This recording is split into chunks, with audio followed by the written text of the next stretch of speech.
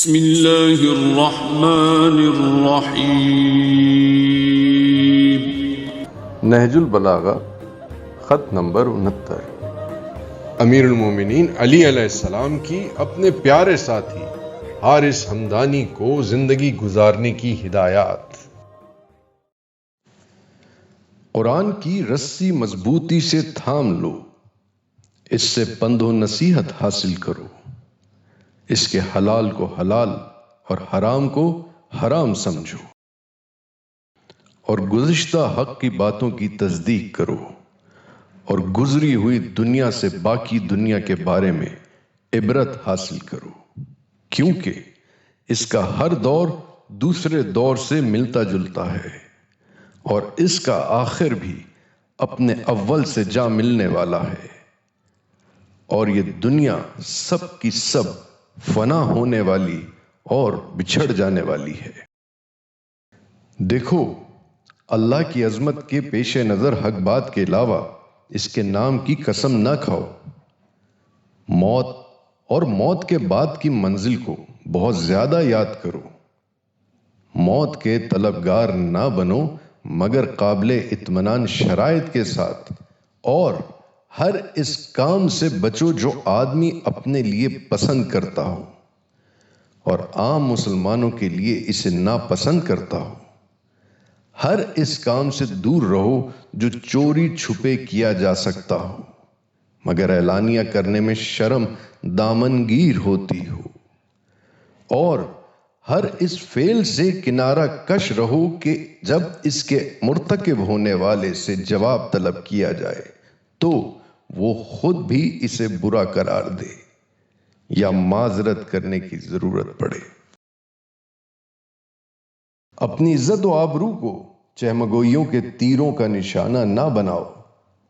جو سنو اسے لوگوں سے واقعے کی حیثیت سے بیان نہ کرتے پھرو کہ جھوٹا قرار پانے کے لیے اتنا ہی کافی ہوگا، اور لوگوں کو ان کی ہر بات میں جھٹلانے بھی نہ لگو کہ یہ پوری پوری جہالت ہے۔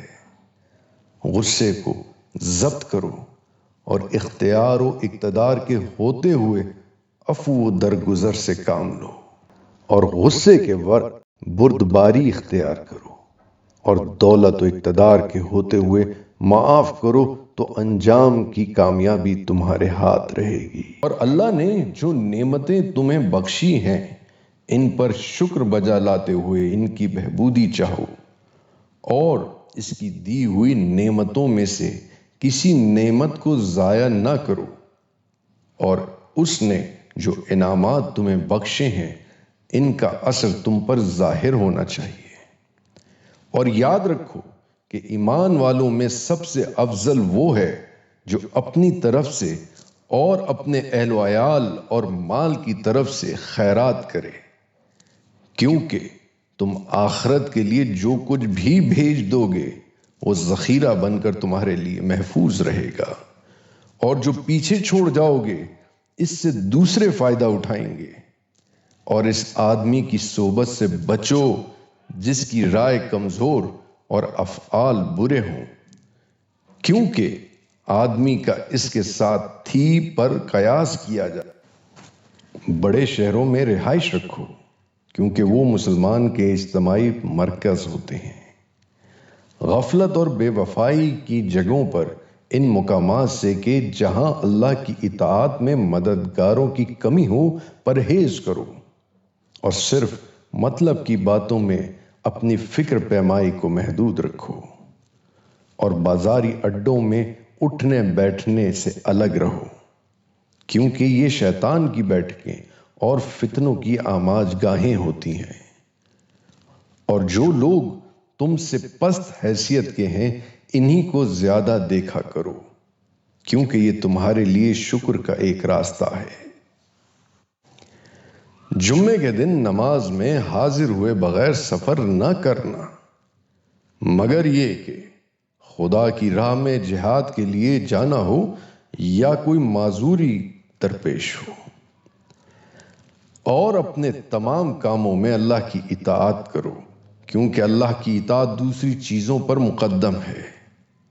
اپنے نفس کو بہانے کر کر کے عبادت کی راہ پر لاؤ اور اس کے ساتھ نرم رویہ رکھو، دباؤ سے کام نہ لو۔ جب وہ دوسری فکروں سے فارغ البال اور چونچال ہو، اس وقت اس سے عبادت کا کام لو، مگر جو واجب عبادتیں ہیں ان کی بات دوسری ہے، انہیں تو بہرحال ادا کرنا ہے اور وقت پر بجا لانا ہے۔ اور دیکھو ایسا نہ ہو کہ موت تم پر آ پڑے اس حال میں کہ تم اپنے پروردگار سے بھاگے ہوئے دنیا طلبی میں لگے رہو اور فاسقوں کی صحبت سے بچے رہنا، کیونکہ برائی برائی کی طرف بڑھا کرتی ہے، اور اللہ کی عظمت و توقیر کا خیال رکھو اور اس کے دوستوں سے دوستی کرو اور غصے سے ڈرو، کیونکہ یہ شیطان کے لشکروں میں سے ایک بڑا لشکر ہے۔